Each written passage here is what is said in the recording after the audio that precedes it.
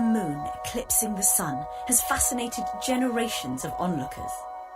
Our ancestors came up with a variety of explanations, some more accurate than others. But over the centuries, it turned out there was a lot more to learn from solar eclipses than just how they worked. The spectacle of a total solar eclipse has led scientists to new discoveries about the sun, the solar system, and the physics of the universe itself.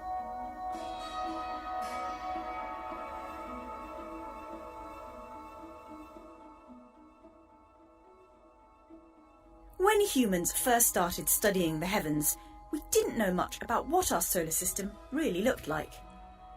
But solar eclipses did give us some hints. For example, that the sun must be further away from us than the moon.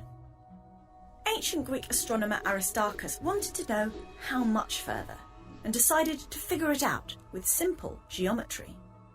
Aristarchus deduced that when the moon is exactly half lit, the positions of the sun, moon and earth must form a right-angled triangle.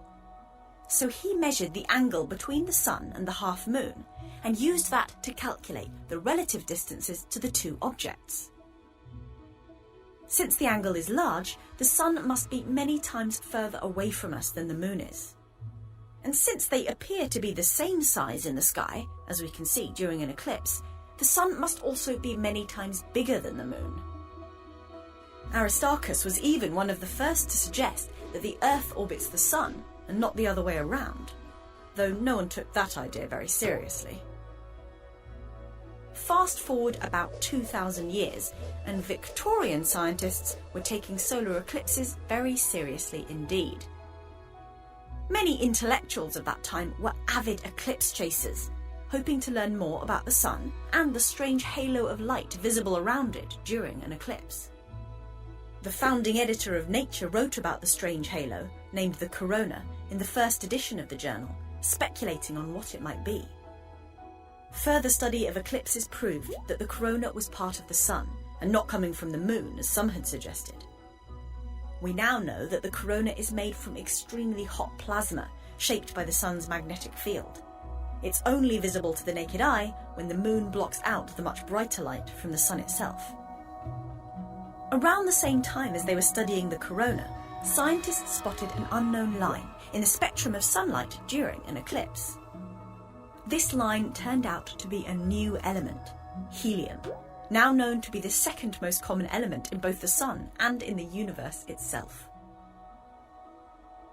By 1919, a lot more was known about the sun. So in May of that year, Arthur Eddington used a total eclipse to study something completely different: how gravity bends light.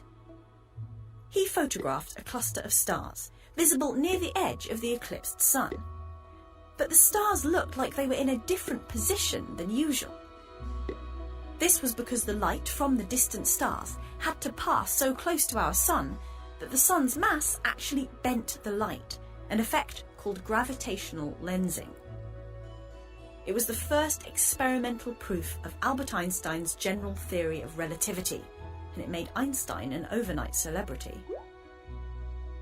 In the almost 100 years since, people have continued to study the sun, the solar system, and the theory of general relativity. Today, most of this research no longer requires waiting for a total solar eclipse.